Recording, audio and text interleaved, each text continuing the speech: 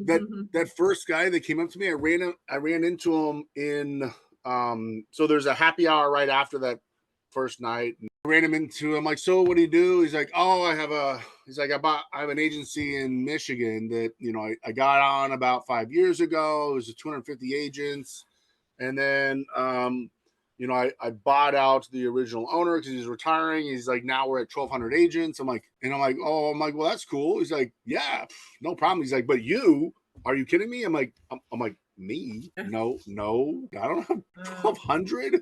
I don't even understand the how can concept you even there. manage that? That to me is like, how can you manage that? Right. At that point, so I was talking to Michael, and he's like, well, at that point, you're an FMO. I go, but he's under Spark.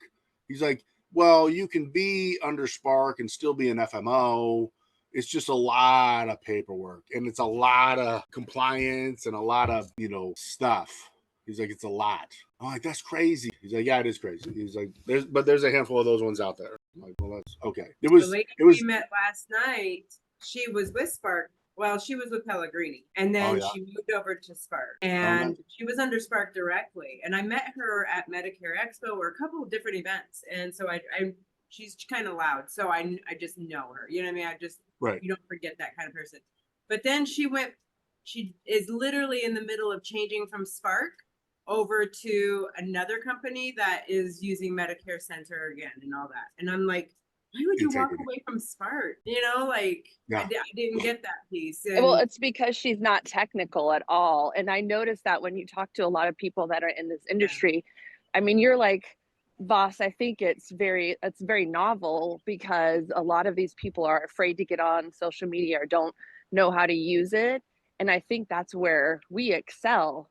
And that's why it's so good working with this team is because you actually do things that a lot of agencies don't do. People are challenge. scared of technology, and I mean, Integrity's systems are pretty cool to look at.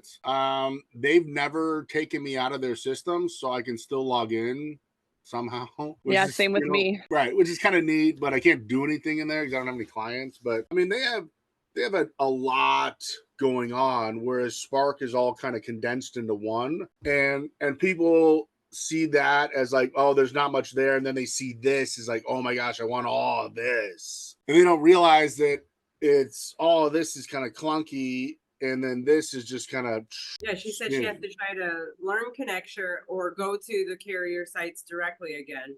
And I'm like, I didn't buy, I did. She's literally, once I told her how many I have, she was like, I wish you would have told me that the last time because I would have went with you. And plus all the knowledge, I mean, just things I was telling her. She goes, nobody wants to talk about how they're successful. And so right, she's like, everybody's closed lipped. And I'm like, why? There's so much opportunity out here. We can right, all use the same tools. I don't care, right? But right, yeah, she's like, I seriously wish we would have just because she's like in the middle of the contracts changing right now over to this new company. And I'm like, I know that that's a pain in the butt. So I don't know if that's easy to fix right now. You know what I mean? if you're not technically, it's still easy because it's still time, and she can just tell them no and fill out the paperwork for the Spark transfer, and then they'll go through and tell her what you need to do with the one you're doing it with and then the other one. So I mean, you still can do it. You can change anytime, basically.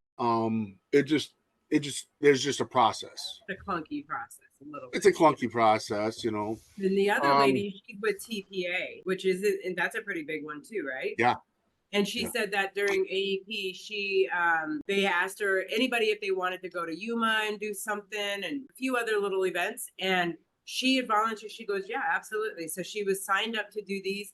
And she said, literally, it felt like the rug was pulled underneath me. Like all of those fell through. Nobody, I didn't get to do any of those events. It was her first AEP, I mean, full time AEP. She's been part time, but this is her first full time. She was yeah. trying to like dive in and they pulled all of these things from her. So she didn't have a very successful one.